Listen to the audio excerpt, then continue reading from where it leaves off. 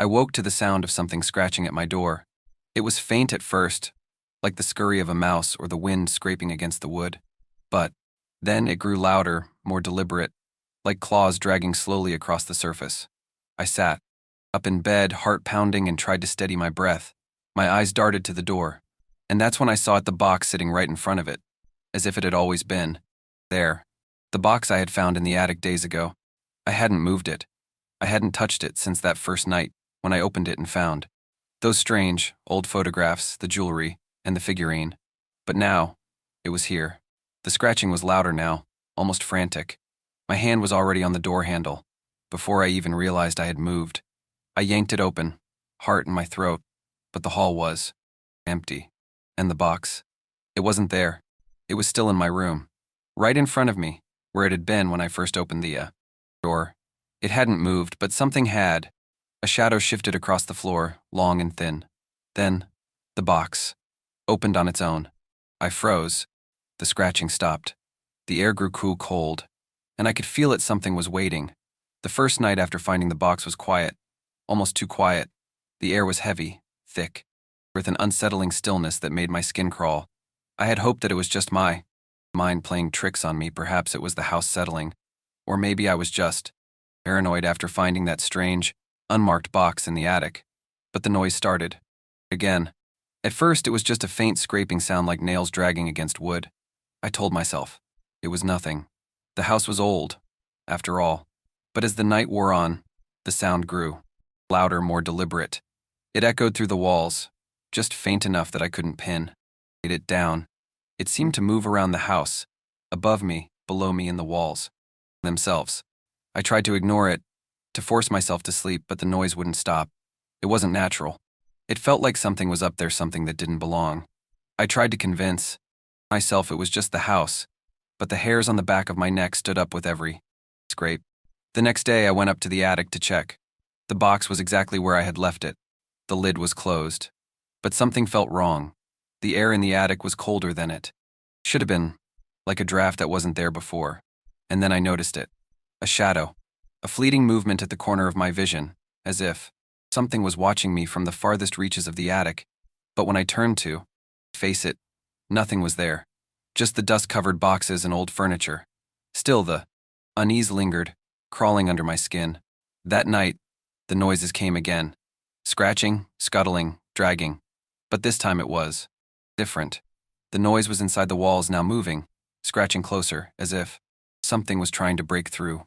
My heart raced, my breath shallow as I sat, frozen in bed, listening to the relentless sound. It felt too real to ignore. I wasn't alone. Then came the whisper. Soft, barely audible, like a voice speaking directly into my ear. It's waiting. I turned to look behind me, but the room was empty. The door was still shut.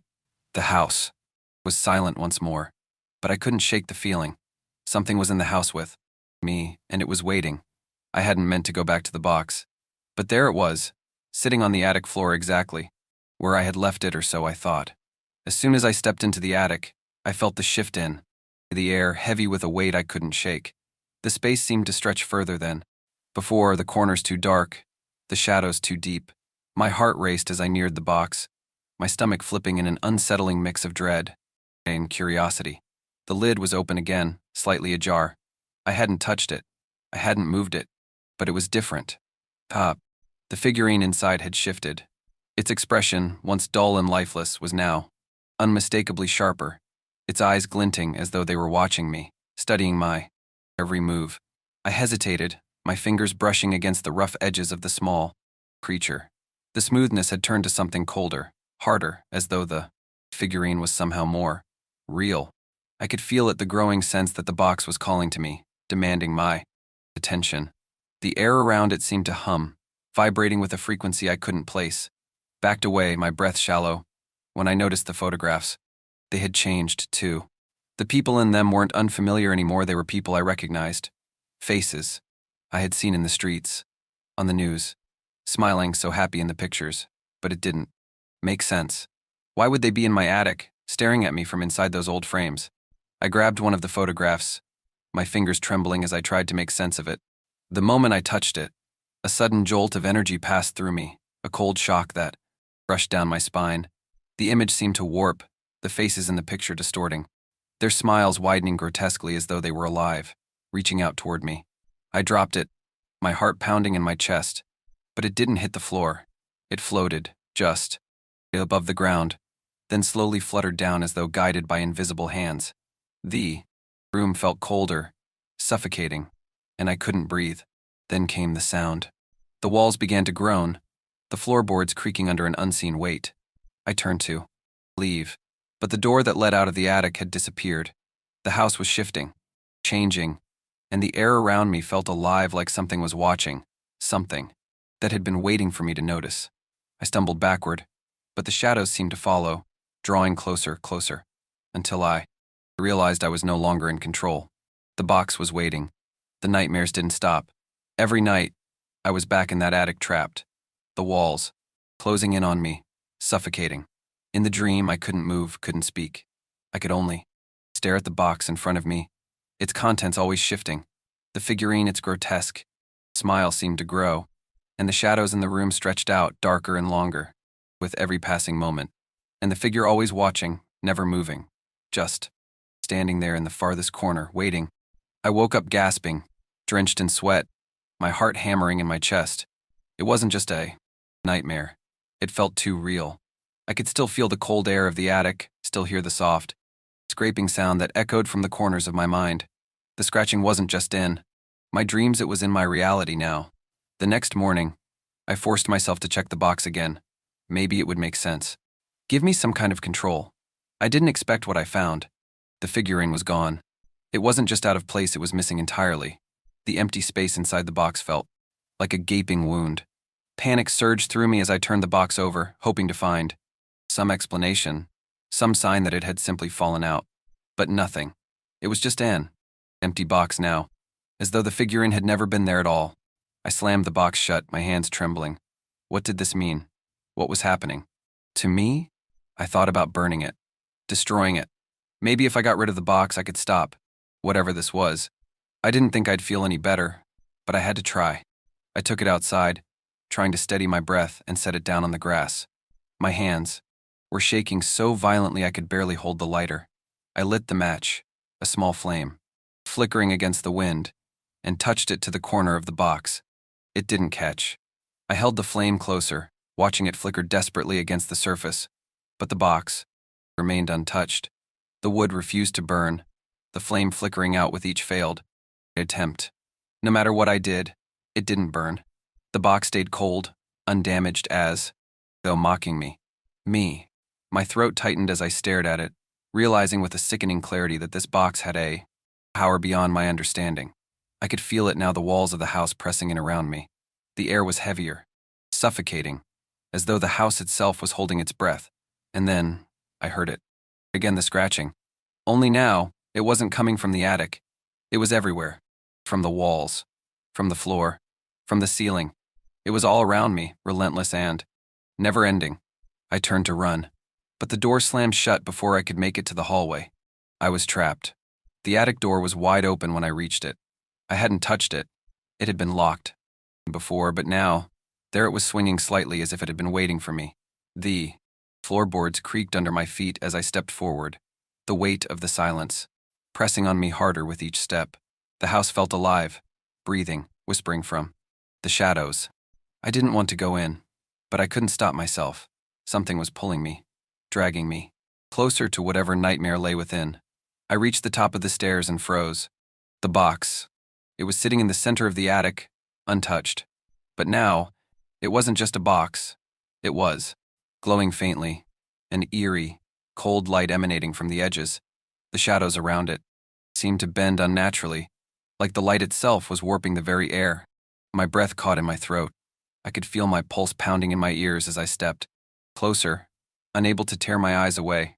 Inside, the figurine was there again this time. It wasn't still. It was moving. The tiny creature was shifting, twitching, its limbs stretching in unnatural ways like it was slowly coming to life. I stepped back in horror, but the box seemed to draw me in. The figurine crawled toward the edge, its eyes, those hollow, empty eyes, locked onto mine, its twisted, smiling face frozen in an expression of malice.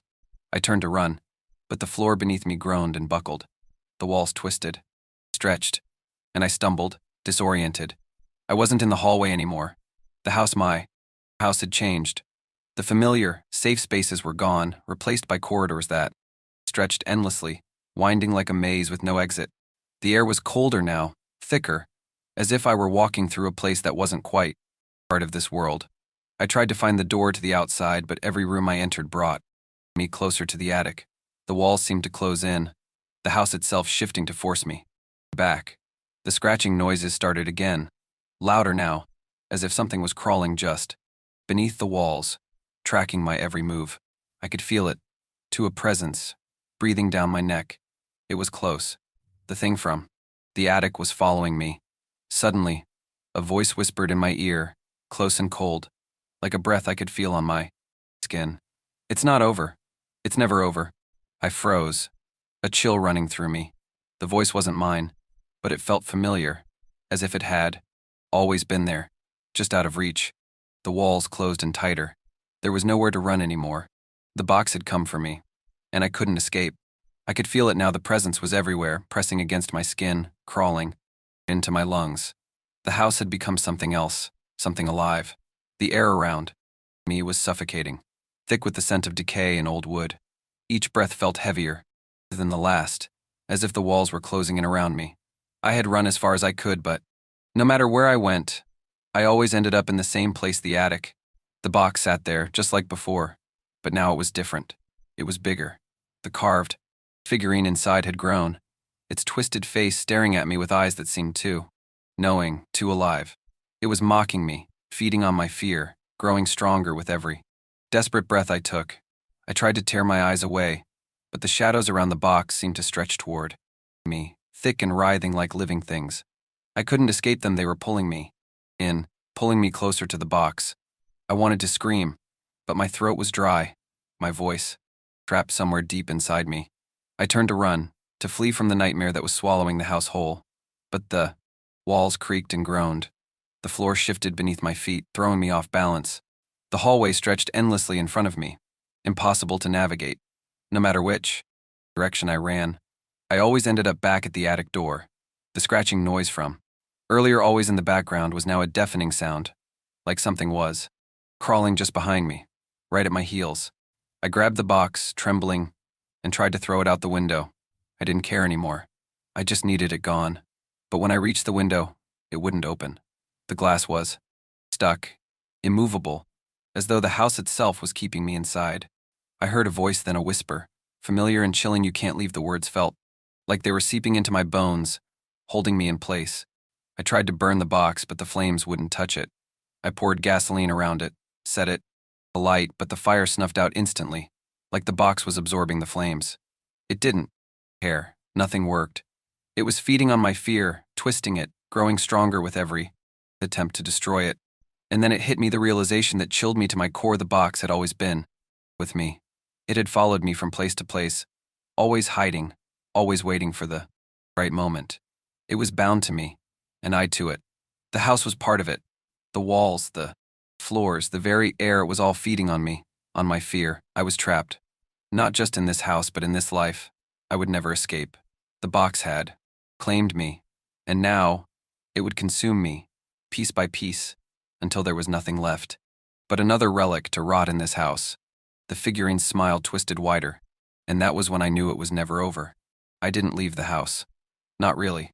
I thought I had escaped at first, running through the empty streets in the cold of night, feeling the weight of the box's curse pull at my every step. The nightmare felt distant at first, just a memory, something I could bury. But I was wrong. The house had followed me, and the box had found me again. It was always here, lurking just beneath the surface of my every thought, my every breath. The scratching noises had started again, at night, inside the walls. The whispers were louder now, closer. Every time I turned, the shadows seemed to move with me, watching, waiting. I tried to burn the box. I buried it deep in the ground, hoping to bury the curse with it. But every time I thought I had rid myself of it, the box reappeared, always in the same spot, waiting for me, always empty, always watching. And then, one evening, I found it sitting on the kitchen table. The figurine was inside. Again, its twisted face smiling up at me, the eyes glowing with something that seemed to know I had given up. It wasn't just the house that had changed. I had. I looked in the mirror one day and saw that the reflection staring back at me wasn't mine. The face was wrong, too pale, too hollow, like it was made of something else entirely. The eyes were dark, empty, and the smile on my face wasn't one I recognized. I reached out to touch the glass, but my reflection didn't follow. It stayed frozen, staring at me with that same twisted grin. That's when I knew. I had become part of it. Part of the house, part of the nightmare, part of the box. The lines between reality and terror had blurred. I had lost myself to it, and now I was another shadow in the house. I was waiting for the next person to come along and open the box, to become part of the curse, to continue the cycle. I'm still here, and soon, someone else will be too. If you dare the whisper echoes, open the box. But remember, once it finds you, it never lets go. Are you sure you're alone as you finish this story? Or is something watching? From the shadows? If you dare, share this story. But remember, every retelling brings the box closer to you.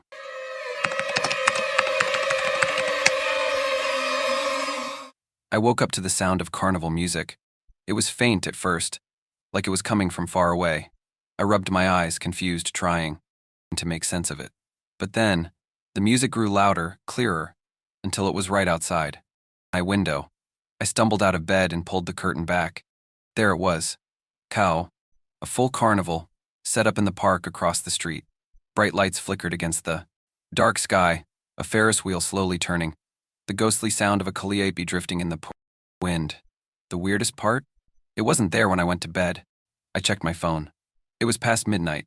I hadn't heard anything, no trucks, no setup, noise, yet here it was, alive and active, like it had always been. I grabbed my jacket and stepped outside, the air cold against my skin. The music was louder now, drawing me in. As I crossed the street, the lights seemed to flicker more violently. And then I saw them, the carnival goers. They were just standing there, staring at me, their faces blank, their eyes wide, unmoving. I froze. They didn't blink. I tried to turn and go back, but the path I came down was gone. There was no street, no sidewalk, just carnival tents stretching into the dark, the endless noise growing louder. And then the Ferris wheel stopped, its creaking groan loud in the silence. A shadow moved in the seat at the very top. I couldn't breathe. Suddenly, a voice, soft, cold, whispered in my ear. You're staying, aren't you? The carnival stretched before me like an oasis of color in the dead of night, its lights flickering like fireflies trapped in jars. It felt almost too vivid, too perfect, like a scene from a dream. The Ferris wheel, standing tall and still, was too silent. The creaking of its joints, the sound I had expected, was absent. I walked past it, my footsteps echoing, louder than they should on the empty dirt path, the ground soft underfoot. The roller coaster loomed ahead, its metal track winding in impossible loops. Yet the cars were still frozen at the peak, as if they were waiting for something to start, for someone to give the signal. I shuddered, the air around me unnaturally cool despite the warm breeze. It didn't feel right. It couldn't be right. There should have been people, but the streets were empty, save for a few dark figures standing near the tents. They weren't moving, their bodies rigid, faces turned toward me, but not a single one of them blinked. I quickened my pace, trying to ignore the creeping unease curling at the edges of my mind. But the longer I walked, the more I felt their eyes on me, unblinking, endless. Their smiles didn't reach their eyes, it was a grin that felt stitched on, stretched too tight. I could feel their gaze digging into my skin, probing, watching my every move, and I couldn't shake the thought that they weren't real. I passed the food stand's popcorn, cotton candy, stale smells clinging to the air, but there was no one to sell it to me. The machines hummed quietly, as though waiting for the right moment to spring to life. And that's when I saw a performer standing in the doorway of a small tent, gesturing for me to come closer. At first, I thought it was just a trick of the lights, but as I moved toward the tent, my heart skipped. The performer inside was a contortionist, bending in ways no human should. Their body folded unnaturally, back arched at an impossible angle, and their arms stretched like taffy, skin pulling tight, joints clicking with an eerie rhythm. But their face, God, their face. It was hidden beneath a mask, but even that couldn't hide the twisted smile that stretched across it. The movement was too fluid, too unnatural, a disturbing fluidity that made my stomach twist. I stepped back without thinking, a cold sweat prickling on my skin. The performer's head snapped toward me, their masked face twitching slightly. They didn't speak. They just stared. I turned and fled, my heart hammering in my chest, the sounds of my hurried footsteps, drowned out by the unsettling quiet of the carnival. The feeling that I was being watched, that the carnival itself was breathing, watching, waiting for me to stay began, to settle in. But it wasn't just the people. It was everything. I couldn't shake the feeling that something was wrong. The carnival had shifted its vibrancy now felt like a sick parody of what it had been. The music had become warped, like a broken record. The same few notes repeated over and over, a maddening loop that grated on my nerves. The lights flickered erratically, casting brief flashes of brightness followed by moments of oppressive darkness. The air grew heavier, and each breath felt thicker, like I was breathing through a fog that wouldn't lift. I walked faster, hoping to find some sense of normalcy, but the more I moved, the more I felt like I was being drawn into a trap. I was surrounded. Yeah. At first, I hadn't noticed the faces in the crowd, all of them staring at me, eyes wide, open, unblinking. There were more people now, way more than before, and yet no one made a sound. Their smiles were too wide, too forced, and every one of them was watching me. It felt like they were waiting for something, or worse, like they knew something I didn't. I tried to ignore them, to focus on the path ahead, but my thoughts were unraveling. The feeling of being trapped in some twisted spectacle of my own making was overwhelming. My heart raced as I quickened my steps, my breath shallow. And then I found it.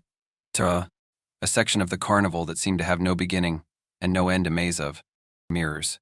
The entrance loomed ahead like an invitation to madness, the walls stretching high above me, reflecting endless versions of myself. I hesitated at first, a voice deep inside me screaming to turn around, but I stepped inside anyway, unable to resist the pull of curiosity. The mirrors were disorienting. At first, the reflections seemed normal, just me, walking through the maze. But soon, things started to feel off. My movements were a fraction, too slow, as though my reflection had a mind of its own, mimicking me with a delay. I turned quickly to the left, and for a brief moment, I saw my reflection still facing forward, staring straight ahead, unmoving. My heart skipped a beat. I stopped. My reflection didn't stop. The sensation of cold dread crept up my spine. I spun around, hoping to break the silence that had built around me. The mirrors reflected everything, but not quite right. One of them showed someone standing behind me, a person I didn't recognize there, face hidden in shadow, standing far too close. I turned around, my pulse racing, but the space was empty. The reflection, however, didn't change. It was still there, and now, it was grinning. The carnival felt like it was closing in on me, its boundaries stretching and warping in a way that shouldn't have been possible. Each time I turned, every path I tried to follow led me back to the Ferris wheel. It stood there, silent, towering over the grounds like some ominous sentinel, its lights dimming and flickering like a heartbeat. I tried to ignore it, tried to push past it, but every time I turned my back, it loomed closer. The more I ran, the smaller the carnival seemed to grow, its maze of tents growing tighter, its paths more twisted, as if the very air was pressing down on me, guiding me back. I started to panic. My breath quickened, my steps growing erratic as I tried to break free. But the carnival wasn't letting me go. The ground beneath my feet felt uneven, the gravel turning to soft, sinking dirt, like I was walking through quicksand. My heart raced, as I realized this wasn't just a carnival. It was alive. The sounds, once distant and playful, had changed. The music was still there, but it was warped, muffled as if coming from deep underwater. The usual joyful laughter was replaced with something more sinister, a low, guttural hum that seemed to vibrate the very air. It was as though the carnival itself was breathing, shifting, adapting, and I was trapped inside it, caught in the web it was weaving around me. Then came the voices, faint at first, like whispers from the farthest corners of the grounds. But soon, they grew louder, more distinct, until I could hear them all around me. Stay, they murmured in unison. Stay with us forever. I stumbled, turning in every direction, but no one was there. There was no one to see, no one to speak to. Just shadows flickering in the corner of my vision, always just out of reach. The carnival's grip on me tightened, as if it had noticed my fear and was feeding off it. growing stronger with every step I took. In my desperation, I found a small group of people huddled together near a food stand, their faces gaunt and pale. Their clothes were ragged, and their eyes were empty, hollow. They spoke in hushed tones, but the words were clear enough. We've been here for weeks. It never ends. It never lets us leave. They looked at me, their gazes vacant, resigned. The carnival takes you, one of them whispered, their voice trembling. It takes you into the night, and by morning it's gone. It disappears, and no one remembers how they got here. I wanted to scream, to ask how to escape, but the words caught in my throat. The carnival was watching, listening.